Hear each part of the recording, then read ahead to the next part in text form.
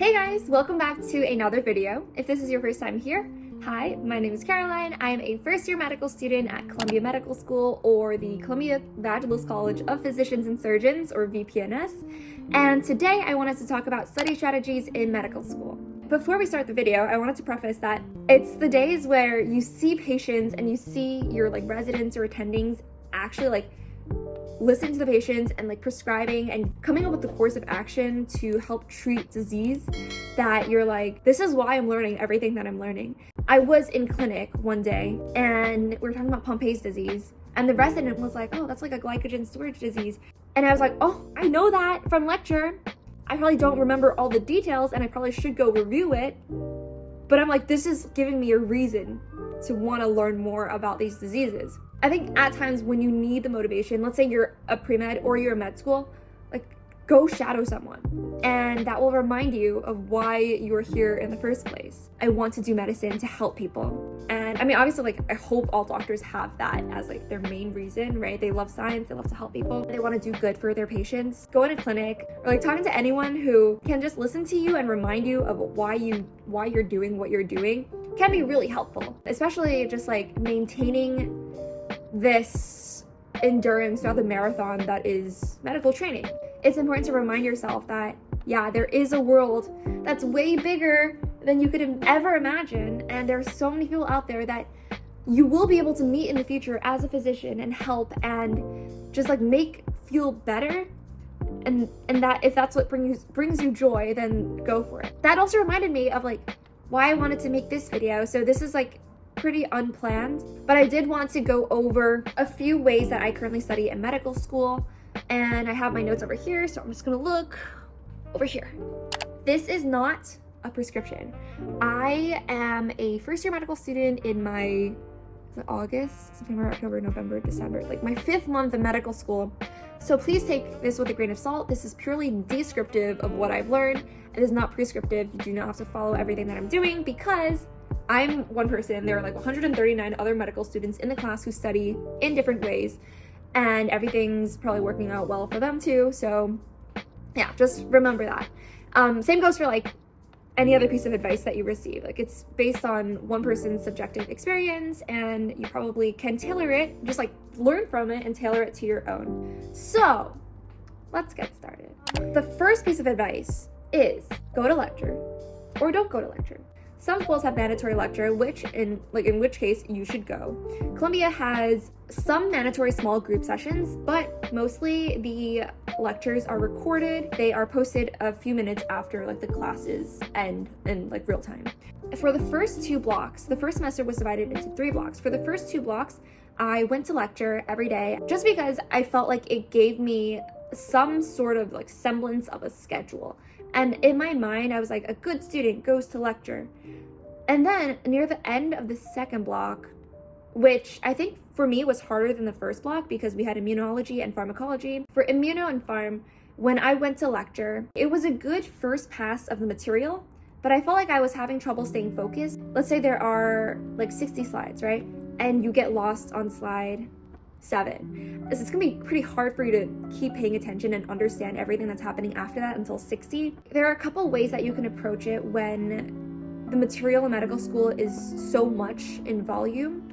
One is go to lecture, but treat it as a first pass of the material. And then afterwards, you're maybe 30-40% familiar with material. Then afterwards, go back, look at the slides very thoroughly, take more notes, and just study how you usually study. The second way is, this might be a more efficient way that makes you feel better in lecture, is you preview the slides beforehand. This was advice I was given my first block by our molecular mechanisms professor. So he said that there's a lot of material in medical school. He knows that we're not going to understand everything that we hear in lecture the first time, and that's okay.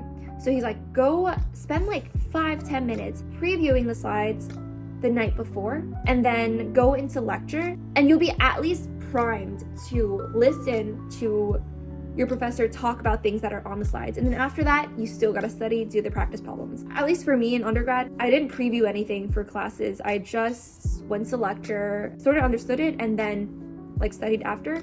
But then I think for med school, I've learned that it is important to preview the slides just because there's so much information and pretty little time during the lecture itself to understand it. The other option that is completely different from these is to not go to lecture. So starting block 3, I started not going to lecture just to see how I would like it. For this, you might have to wait, you might be delayed a little bit just because, let's say a class goes from 9 a.m. to 12 p.m. During 9 to 12, you wouldn't really have anything except for like previous material to study. And then at like 12:05, the lectures would be posted and you can start watching the lectures then. So you might be a few hours behind and it might be harder to keep on track. So you might just feel like, okay, I'll watch it later just because it's recorded and it'll always be there. It's a good idea to try to finish all the lectures the day that they come out just because you want to keep on track. And still, before you watch the lectures, it's a good idea to preview the slides. The other good thing about watching your lectures that are recorded is that you can pause at any time. You can speed up at slower moments, you can slow down at quicker moments, and that way it's more like custom tailored, like personalized medicine or personalized lecturing to what you're comfortable with. But I'd say that maybe potential partial negative is that you might feel like you need to know every single detail. You might go back too many times and spend way longer than you need to be spending on a single lecture. And so that is just something that you need to try out for yourself and find a balance.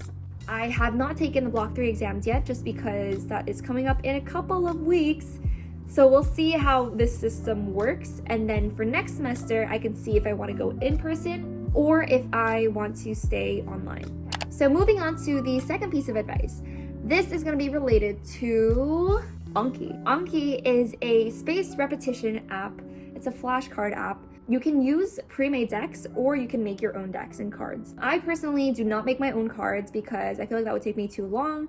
And we already have a good set of like step 1, step 2 cards and in-house cards, so like Columbia specific cards that our classmates or previous year's students would share with us, which is very, very helpful. So always like thank the people who came before you and are helping you and your mentors. So just be appreciative of that, the fact that that's a resource. For the first 2 blocks, I didn't really do Anki. I was a little bit intimidated by Anki and the fact that some people did 200 cards, some people did 500 reviews in one day, and I was like, oh, it's going to take me forever and I don't even know if the system will work for me. So I was just like doubting the ability of Anki, or ability of myself to do Anki.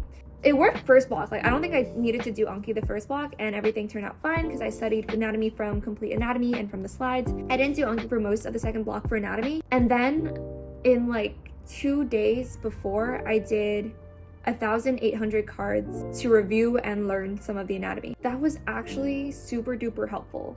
It might have been even more super duper helpful if I had spread out those cards over the course of the block. But I will say that Anki, like, it will get things in your head. It just is a little bit time consuming. That is a little bit of a turnoff for some people. But if you do Anki, it doesn't really feel like studying. It just feels like you just gotta get through the cards. Obviously, don't just click through them, but like actually learn them. But it's kind of nice to have a designated number of things to do in one day versus if I were just looking at the slides, I wouldn't know when to finish studying because I wouldn't know to test myself and I wouldn't know like if I knew all the details on the slides that were required for me to know. That last minute cramming test taking experience, which I do not recommend, study throughout the block. I was studying throughout the block. It just was hard for me to remember before I did the Anki. So for this block, I am trying to do Anki more and more. It still isn't a consistent number per day per se. I do try to do some like Anki marathons where I do like 500 cards in a few hours. So we'll see how that goes this semester. A lot of my friends use Anki and they say it's amazing and they have really great results from it. Do not let the intimidation factor of Anki turn you off from using it. And then that was my excuse for not using it. But then also, I'm gonna contradict myself here. If you don't like Anki, if you try it and you don't like it, then don't use Anki, because I know a lot of people who don't use Anki and they are still very successful in whatever they do and how they study. Again, this is just to say that there are so many different ways to study. Don't feel like you're doing something wrong just because everyone else is using Anki and you're not using Anki. or if you're not using Anki in the way that like other people use it, trial and error, right? Do whatever feels best for you. There's no right or wrong in studying. Another piece of advice is you might want to see if a change of scenery could benefit you. I've been studying this entire semester on this campus, and just yesterday I went down to the undergrad campus to just remind myself that there is another campus and that there are students studying things other than medicine, and just to have like a change of pace, right? Like you don't always need to be studying in your room, you don't always need to be studying in the VEC, and sometimes like going out and even that commute time, the subway ride down there, it kind of separates you from your previous like grinds, and you're in a different space and you're studying in a beautiful library or you're in a lounge, and that kind of just changes your headspace. You're like, okay, I can kind of focus now. Really, it depends on whether or not you like to study with people or by yourself.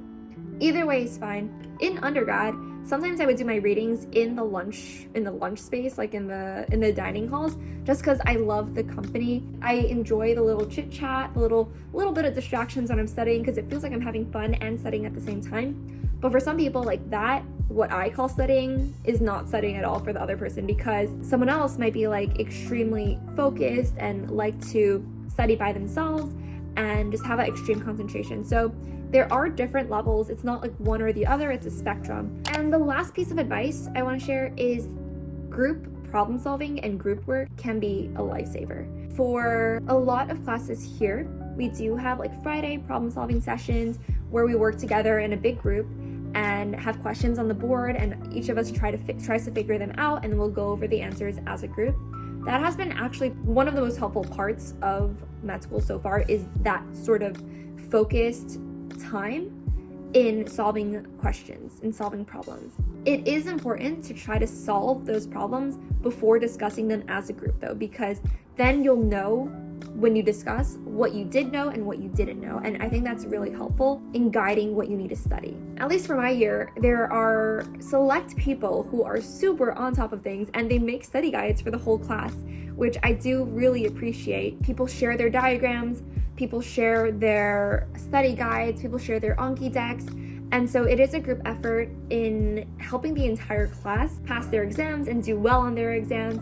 If you're the type of person who is a more individual studier, maybe try out being in a group setting, being in a collaborative atmosphere, and see how that works for you. If you still find that you enjoy studying by yourself and just using your own resources, then go for it.